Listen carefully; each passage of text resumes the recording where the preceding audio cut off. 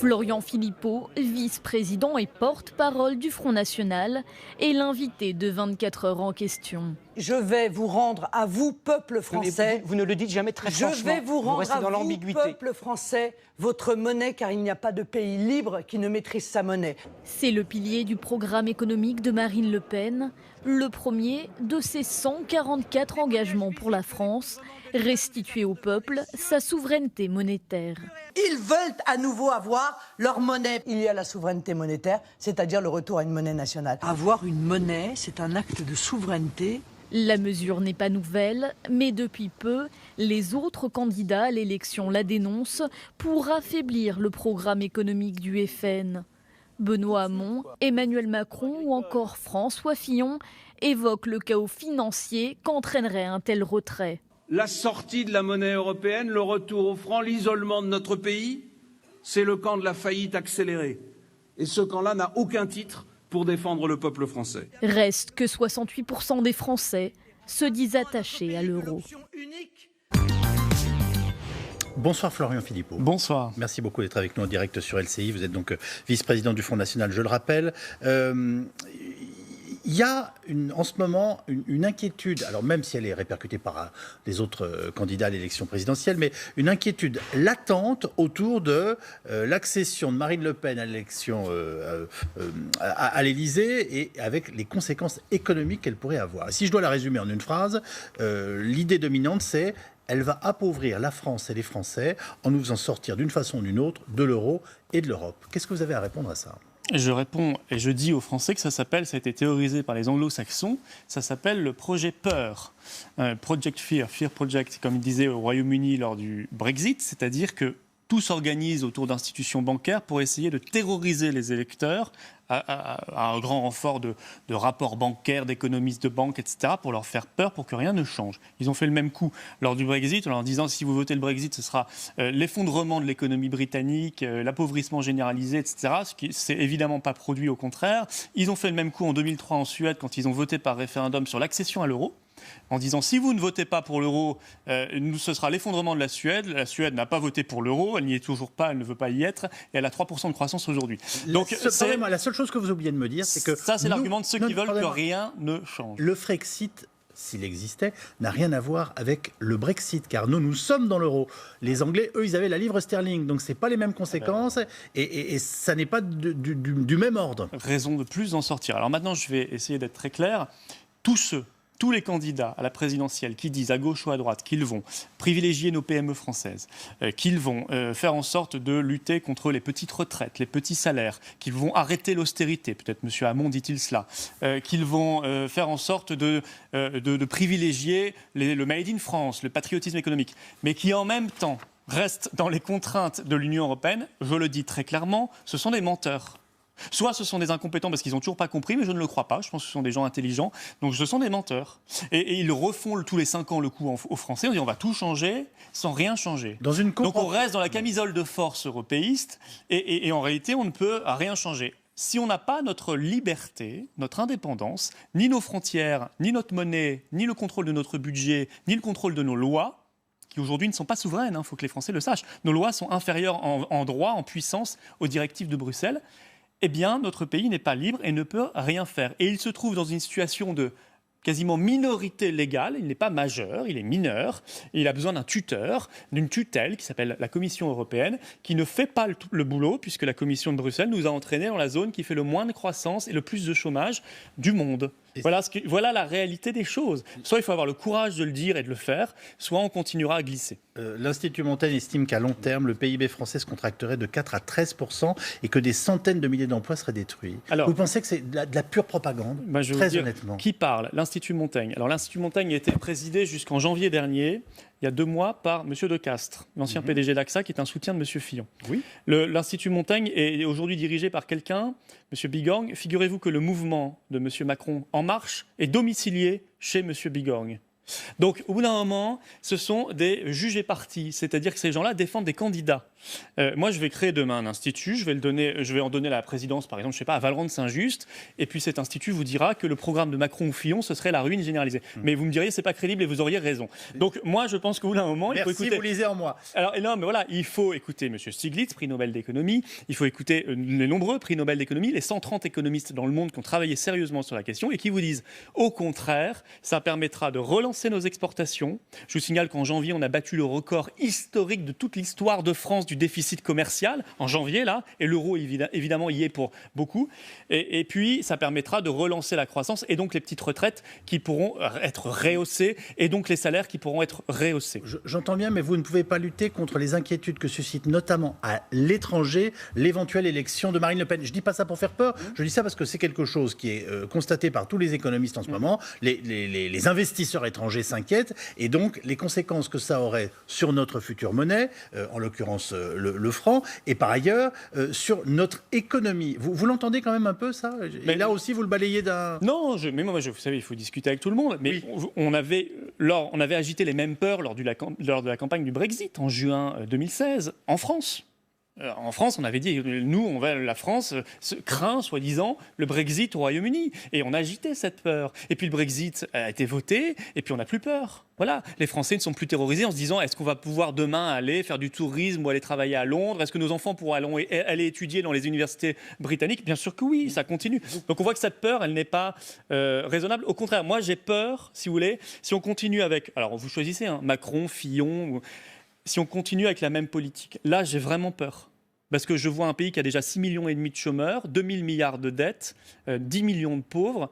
Si on continue avec la situation actuelle, je peux vous dire que les retraites ne sont pas garanties, l'épargne des gens n'est pas garantie, et l'emploi ne se redressera pas. Il n'y a pas de solution miracle. Si on ne change rien, rien ne changera. Et nous avons une dette extérieure qui, par définition, serait encore plus un poids si on devait quitter notre euro, parce que cette monnaie, quand même, en dépit de ses défauts, de ses limites, des incongruités du fonctionnement de l'Europe que personne ne conteste, est une monnaie pour l'instant stable. Et donc, passer de l'euro à notre bon vieux franc, c'est quand même une prise de risque objective que vous ne pouvez pas nier. Mais attendez, la monnaie nationale nouvelle de la France serait stable. La France est la 5e puissance économique mondiale.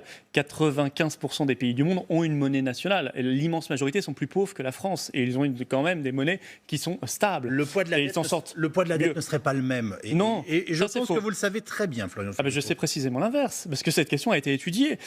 Notre dette française est à 99,5%. C'est l'OFCE qui le dit, c'est pas moi, c'est l'OFCE. 99,5% de cette dette, c'est du contrat de droit national. Donc ça veut dire qu'elle sera relibellée en monnaie nationale. De la même manière, quand on est passé en 2002 du franc à l'euro, il n'y a pas eu de problème sur la dette. On l'a remboursée dans la nouvelle monnaie, pas dans l'ancienne monnaie. Ce sera exactement pareil. Et ça n'impactera pas, selon vous, les contrats en assurance vie qui ont été rédigés en euros de tous ceux qui nous écoutent ce soir? Non, ils seront rédigés dans la nouvelle monnaie. Par contre, le programme de Macron ou Fillon, puisque vous me parlez d'assurance vie, prévoit de passer la taxation de l'assurance vie de 23 à 30%, c'est-à-dire plus 30% de taxation sur l'assurance vie. Je préviens quand même les Français parce que ça n'est pas très dit. Or, dans le programme de Fillon et Macron, c'est là. Et pourquoi c'est là? Pourquoi il y a ça? Pourquoi il y a aussi la hausse de la TVA, la hausse de la CSG chez Macron, etc. Parce qu'il faut payer le maintien à tout prix dans l'euro. Parce que ça se paye, ça a un coût. Et évidemment que ça a un coût, parce qu'on sauve la Grèce. En fait, on ne la sauve pas d'ailleurs, parce que le débat est de nouveau ouvert. On doit payer pour l'Italie, pour l'Espagne, etc. Et ça nous coûte extrêmement cher. Ça se traduit par l'augmentation des impôts et des taxes en France. Florian Philippot, si nous devons quitter l'euro, voire l'Europe, la France est membre fondateur de l'Union européenne. Elle représente aujourd'hui en gros 20% de sa force économique. Une sortie obligerait les États restants à reconsidérer sérieusement l'avenir de l'Union. Vous le savez très bien. Ça ne peut pas ne pas avoir de conséquences. Alors on peut peut-être dire qu'elles seront difficiles dans un premier temps, puis bénéfiques ensuite. Ça me paraîtrait quand même plus raisonnable de présenter les choses comme ça. Mais il y aurait forcément des montées des taux d'intérêt. Et quand on augmente nos taux d'intérêt, il y a un moment où l'État, par exemple, peut ne plus pouvoir payer les fonctionnaires. Il peut y avoir des conséquences extrêmement graves. Non, vous savez, les investisseurs, ils sont pragmatiques. Ils investissent... Oui, et ils sont très inquiets en ce moment. Non, je suis désolé, non. Ils investissent dans un pays quand ce pays est en bonne santé. Alors la France est en mauvaise santé. Ça, c'est sûr. On vient dans un pays quand il y a de bonnes infrastructures, une bonne formation, y compris universitaire, quand il y a des possibilités de développement économique, quand il y a un marché national prometteur avec du pouvoir d'achat, des clients, etc. Et c'est ça qui attire les investisseurs. Ils sont pragmatiques. De la même manière, je vous le dis, on avait agité cette peur sur la Suède pourtant plus petite économie que la France, bien plus petite, en disant vous serez seul au monde, etc. La Suède aujourd'hui, oui, elle est peut-être seule dans son coin, et il y a le Danemark aussi, à ne pas avoir l'euro. Juste à côté, la Finlande, elle, a l'euro. La Finlande a 3 à 4 fois moins de croissance que la Suède, qui elle a sa monnaie nationale. Et pourtant, la Suède est toute petite par rapport à la France. Il n'y a aucune inquiétude à avoir. Mais je veux dire, être libre, c'est pas simplement la monnaie. Ça veut dire qu'on peut aussi donner une priorité à nos PME françaises dans les marchés publics. Ça veut dire qu'on peut aussi donner une priorité à notre agriculture française dans les cantines. On peut dire, écoutez, dans les marchés publics des cantines, des lycées, des collèges, des écoles, des universités, des entreprises, etc., on pourra manger local. Et ce sera permis, ce ne sera pas interdit par l'Union européenne. Ça veut dire qu'on peut aussi, par exemple, dire demain, on veut limiter l'immigration fortement parce qu'on retrouvera nos frontières nationales. Aujourd'hui, avec Schengen et donc le programme de Hamon, Fillon, Macron, on ne peut pas, y compris sur l'immigration. Vous voyez, il y a une foule de choses très importantes dans la vie des gens qui dépendent de cette soumission à l'Union européenne. Alors, je lui posais la question l'autre jour, je vous la repose ce soir. Marine Le Pen est en tête de toutes les enquêtes d'opinion au premier tour. Elle est systématiquement battue au second tour.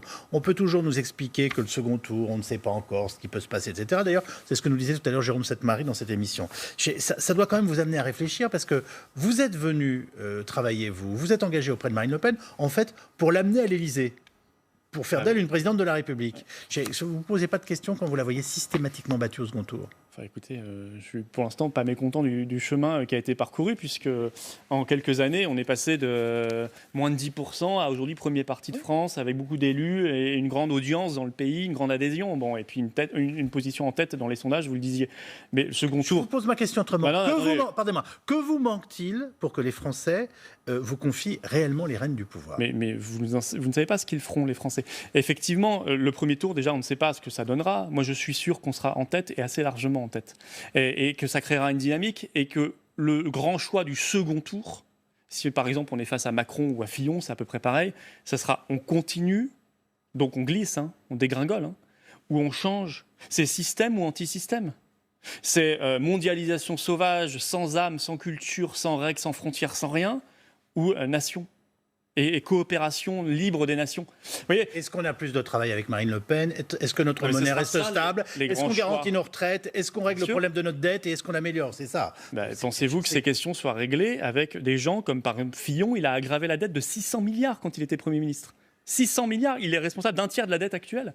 Voilà. Donc ce sont des vrais sujets. Mais on va aller... La réponse à ma question qui est... Elle n'est systématiquement pas qualifiée dans les sondages au second tour. Vous nous dites, nous saurons faire valoir... Qualifiée au second tour. Pardonnez-moi, elle n'est systématiquement pas élue au second tour. Dans toutes les enquêtes, vous me dites, nous convaincrons dans l'entre-deux tours les Français qu'avec nous, ce sera mieux. Déjà avant. Et puis, vous savez, moi, j'ai toujours pensé que des sondages de second tour avant le premier tour, ça n'avait pas beaucoup de sens parce que les gens ne savent pas quelle sera l'affiche du second tour, et donc ça n'a pas beaucoup de sens. Moi, je pense que ce qui est plus intéressant, c'est les dynamiques qu'on voit. Elles sont très favorables à Marine Le Pen. Mais quand je vous disais ce sont des grands choix, c'est que c'est vraiment des grands choix presque de civilisation. Quand vous avez un candidat comme M. Macron qui dit « la culture française n'existe pas », ou « l'art français, je ne l'ai jamais vu », qui peut-être prend donc modèle sur François Hollande, qui va fêter la France à Disneyland, vous voyez. C'est un vrai choix. Nous, on pense qu'il y a une culture française. On pense même qu'elle est magnifique, qu'il faut la valoriser, qu'il faut la transmettre aux générations à venir et qu'il faut maintenir ce patrimoine et même arrêter de le vendre dans le monde entier. Vous voyez. Donc ça fait un vrai choix. Au-delà même des questions d'emploi, etc., c'est un vrai choix de fond et de civilisation. Il y a une enquête Kantar-Sofres très intéressante qui est parue, qui montre à quel point, en effet, aujourd'hui, les idées du Front National progressent dans la société française, qu'un Français sur 3 dit pouvoir y adhérer, et donc globalement, aux alentours de 30% de Français qui pourraient voter pour elle au premier tour et s'associer à cela. Dans le même temps, on se rend compte que vous continuez de faire peur et d'être perçu comme une droite nationaliste et xénophobe. Ce sont les termes qui sont employés pour qualifier la situation du Front National. Comment l'expliquez-vous ? Ce sont les termes proposés par le sondeur aussi. Donc, si vous voulez, c'est pas une question libre. Mais je le conteste formellement. Qu'est-ce que vous voulez que je dise de plus ? Je crois que beaucoup de Français ont bien compris qu'on n'était ni nationaliste ni xénophobe. On est patriote. Il n'y a pas du tout dimension belliqueuse dans notre patriotisme. Il y a une dimension d'amour de la France. Voilà. Comme Charles de Gaulle était un patriote, comme voilà. Enfin, je veux dire, il y a et xénophobe encore moins. C'est un baromètre sur l'image du Front National réalisé par Kantar Sofres, OnePoint. Voilà, et ils font ça avec beaucoup de précision. Non, mais je remets pas en cause la méthodologie, mais je dis c'est une question fermée, donc c'est pas un choix libre. C'est quand même étonnant, des idées qui progressent et en même temps une crainte qui ne diminue pas, voire qui augmente. Voilà, je veux dire, moi je pense que, parce qu'on ne teste pas les autres, là c'est que sur le Front National, mais l'élection d'un ancien Premier ministre de Sarkozy ou d'un ancien ministre de l'économie de M. Hollande, M. Macron, dont on voit bien de plus en plus qu'il est le candidat du gouvernement, hein, je crois que ça inquiète encore plus les Français parce qu'ils ont bien vu ce que ça donnait et ça donne rien de bon, ni sur la laïcité, ni sur l'immigration, ni sur l'économie.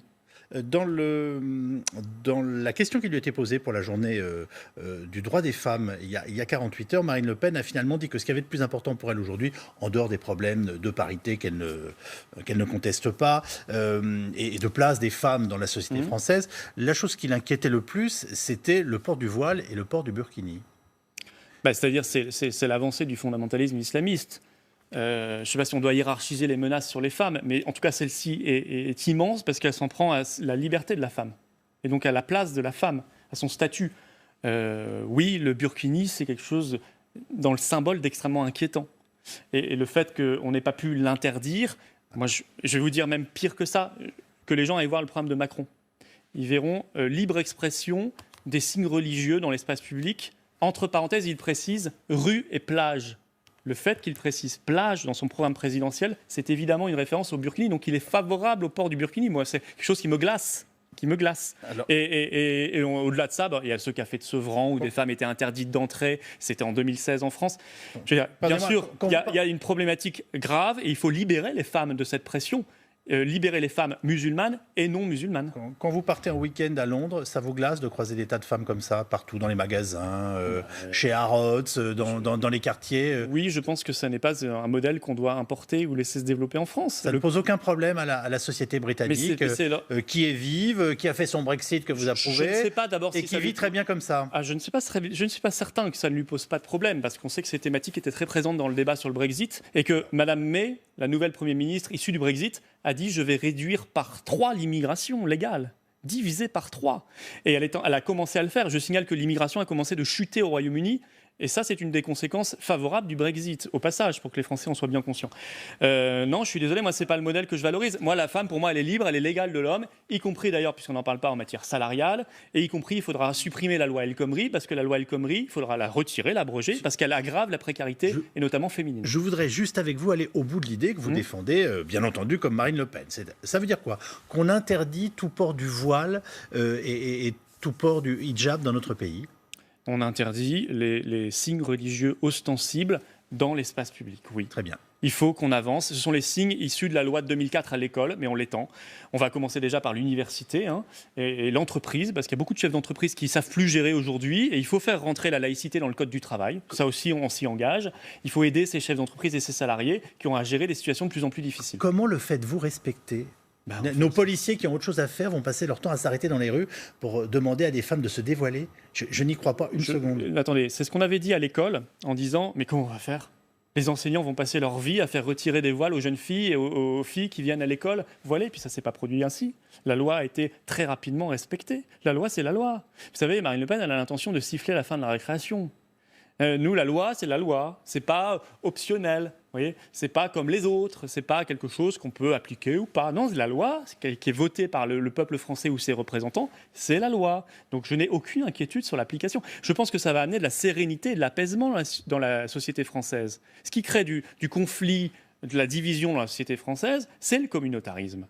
C'est la ghettoisation, c'est qu'on se replie en groupe, en communauté, en religion, etc. Ça, c'est catastrophique pour la société française. Ne me répondez pas que les deux, c'est la même chose, même si vous pensez que ce sont les deux, pour reprendre une image que vous avez utilisée, les deux faces d'une même pièce. Mais est-ce qu'il y a un candidat que vous avez plus envie de combattre au second tour de l'élection présidentielle, si effectivement, et pour l'instant tout le montre, Marine Le Pen est présente au second tour ? Il nous reste une minute. Ouais, je vais devoir vous décevoir, mais ce sont évidemment, nous, si c'est Fillon ou Macron les plus probables, on ne fait pas de différence. Regardez, le programme santé de Fillon, c'est AXA, le programme santé de Macron, c'est Servier. C'est-à-dire ces hommes ne sont pas libres. Ce sont des candidats de grandes puissances économiques et financières et bancaires, ou de l'assurance. Voilà. Ce sont des schémas qu'on a déjà vus dans d'autres pays, où vous avez un candidat ou des candidats de l'oligarchie face à la candidate du peuple. Donc on ne fera pas vraiment de différence. Leurs programmes se ressemblent vraiment comme deux gouttes d'eau. Merci Florian Philippot d'être venu nous voir ce soir Merci sur à vous. LCI. Merci à vous de nous suivre. L'émission est rediffusée à 22h15. Et bien entendu, l'information continue sur LCI dans quelques instants avec le prochain journal. Bonne soirée, à demain.